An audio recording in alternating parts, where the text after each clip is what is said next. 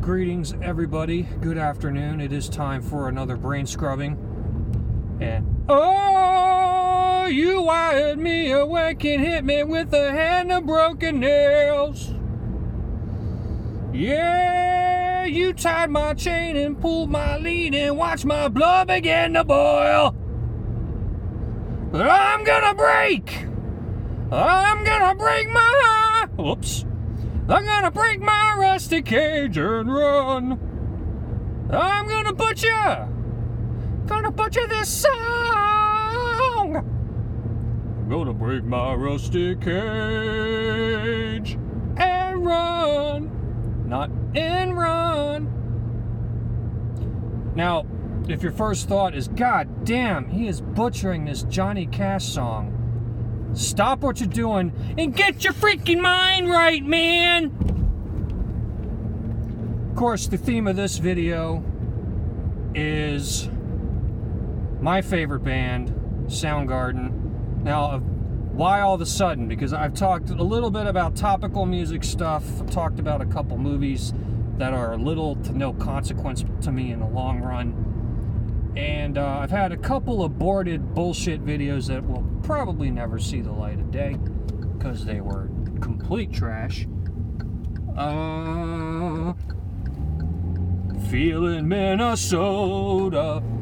Anyway, so a friend of mine a while back asked me, well, you know, she's known for a long time that anybody that really knows me knows that Soundgarden's my favorite band. It pretty much has been since I first heard him on the radio. And yes, I'm one of those guys who heard Black Hole Sun and fell in love with the band. I was a little too late to the game to say, like, I was there from the beginning, man. I was there back in the Sub Pop days, man. No, I was fucking literally 6, if that. So, and there was no way a small indie label from Seattle was going to make its way into my parents' tape deck. So, not when there's good Crystal Gales tapes to listen to. Fucking Hard Candy Christmas. Anyway, so Soundgarden, yeah. My friend asked me, do you ever think you'll get to a point where you would have a different favorite band? And honestly, I told her probably not at this point. I mean, not now. I wouldn't think. I mean, something would really have to come along to shake, what amounts to almost 30 years of adoration towards this particular group. So, yeah, I mean, there are other bands that have really come, to the forefront. A lot of stuff I like. Most recently, I would say that the band that I've gotten into the most over the last, let's call it 10, 15 years, probably Mastodon. They're I consistently look forward to every single release they put out and have for, I guess, a decade now, a little over a decade. I got, let's see, my friend got me, for my birthday, he got me Leviathan back in like 2006, or shortly after it came out. Anyway, not to get too far off topic. So why Soundgarden? Well, they've got my favorite vocalist of all time, one of my top 3 guitarists, one of my top 3 drummers, and 2 of my top 10 bassists, let's say. And now, a lot of that is just because of association with the material itself. You can't help but think. I love, like, for example, Hiro Yamamoto. Probably 99% of the population doesn't know who he is, but he's one of my favorite bassists because he was the bassist on the first 3 or 4 Soundgarden recordings up until Bad Motor Finger, really.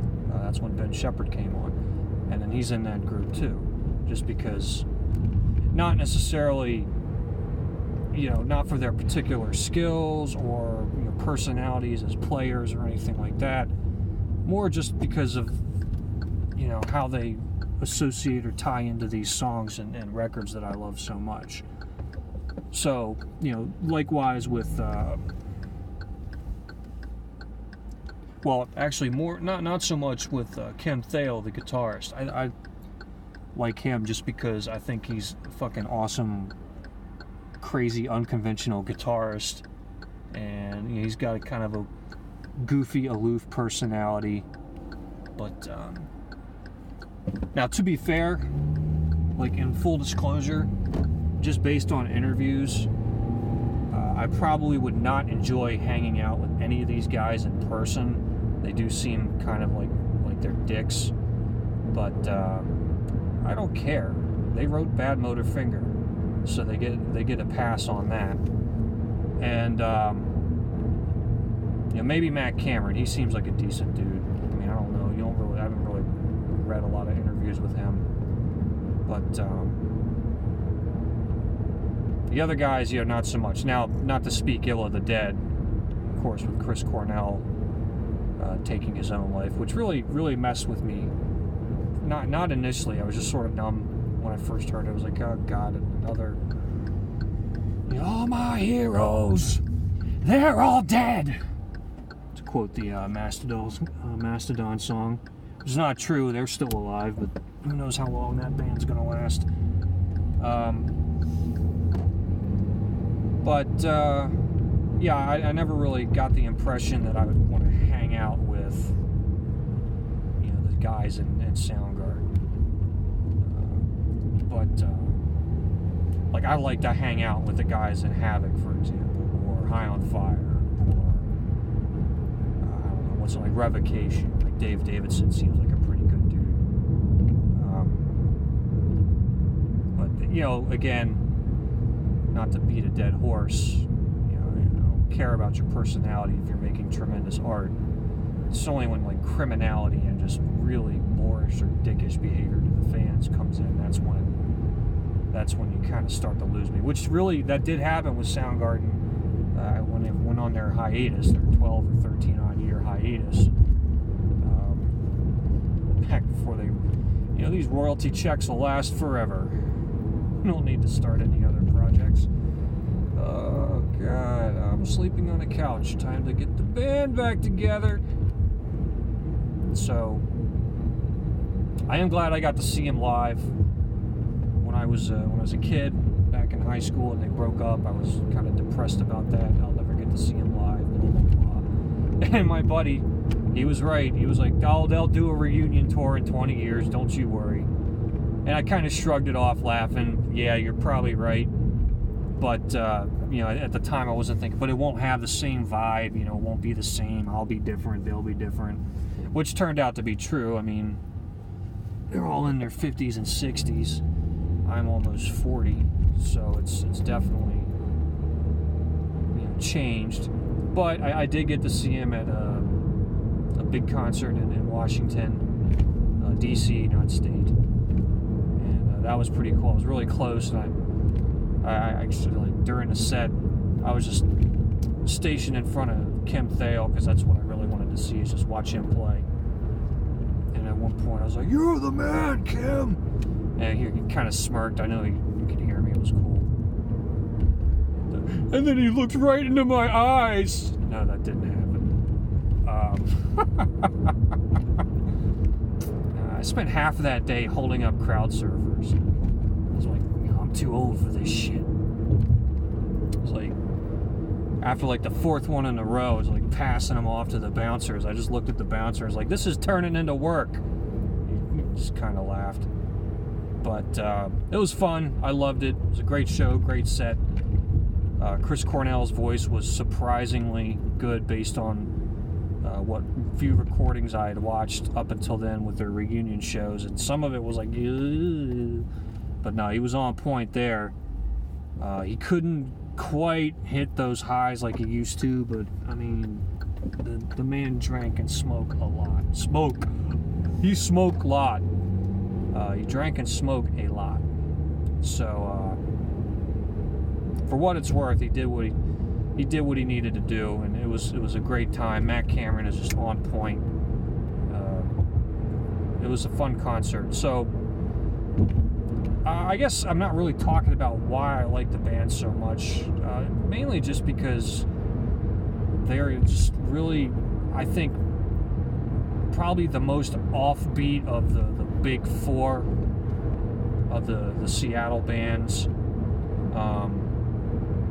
You can make, of course, obviously Nirvana fans would probably like, what are you talking about? They were offbeat. But yeah, I mean, I always think of it like Nirvana, they were sort of like the post-punk, like indie rock band of the grunge scene. Pearl Jam were like, or I guess still are like, almost like the Grateful Dead stoner rock kind of band of that scene. Alice in Chains was the straight up heavy blues, heavy country metal band almost.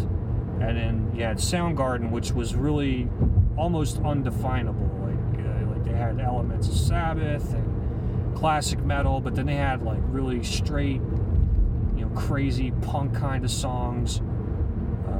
Just listen to like Circle of Power on Ultra Mega OK, or Ty Cobb on Down on the Upside. Even though that's a really like a very produced record, but it's still fast tempo, literal hard-headed fuck you all lyrics.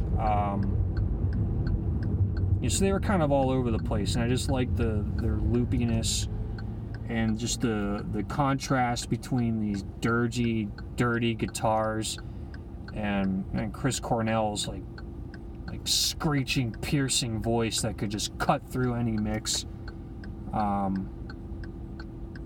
guess he's an acquired taste for some, but I challenge anybody to listen to or watch like live performances of Beyond the Wheel from back in that era when that song was new, before they really hit it big, or before they got signed to a major label. And I challenge you to watch that or listen to it and not be impressed by what that guy could do with his voice. So yeah, it was just like that contrast between the guitars and like the crazy time signatures and tempos that they would use, and songs that kind of would start here, go there, and then come back to here and then end somewhere else, but not too like overly wankerly, what's the word I'm looking for, like not like Dillinger Escape Plan-ish, or like Soylent Green, where let's just put every tempo and change and signature and riff that we can into every song, and just fuck the order, we're going here,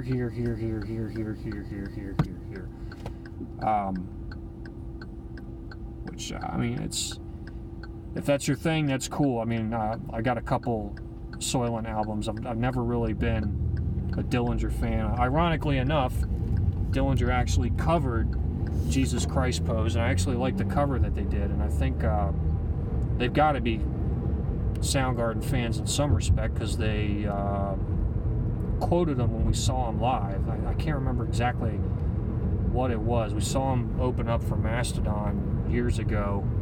Didn't watch the whole set. It was just like, all right, let's go eat, and then we'll come back and watch Mastodon. But for the little part of Dillinger's set that I did see him, I swear he quoted, what's the song? Mailman. I know I'm heading for the bottom, but I'm riding you all the way. That song. Love that song. So, yeah. Anyway, that's not really, hopefully nothing controversial. Or maybe a little controversy could be good. Like, what do you mean, man? You can't say they're offbeat. It's just an opinion. But, yeah, I don't see anything coming along to unseat them as my favorite band. I could put Bad Motorfinger or Ultra Mega in. Those are the only two albums I own on vinyl, or two Soundgarden albums. And eventually I want to have their whole discography. And then I'll buy a fucking record player. Until then, let me know what you think. Leave a comment if you agree. How would you rank the big four? Am I leaving out? Like when you talk about the big four of thrash, everybody's like, I'll take Anthrax out and put Exodus in, or it should be like a big 5 and a 5.5. You know, where does Testament fit in? So where do you put your Screaming Trees, or your Mudhoney, or your Mother Love Bone in the grunge big 4, or the development of that scene? Let me know what you think. Leave a comment, share the video if you think it's worth sharing. Have a good one, take care, and be safe. Yeah, do that.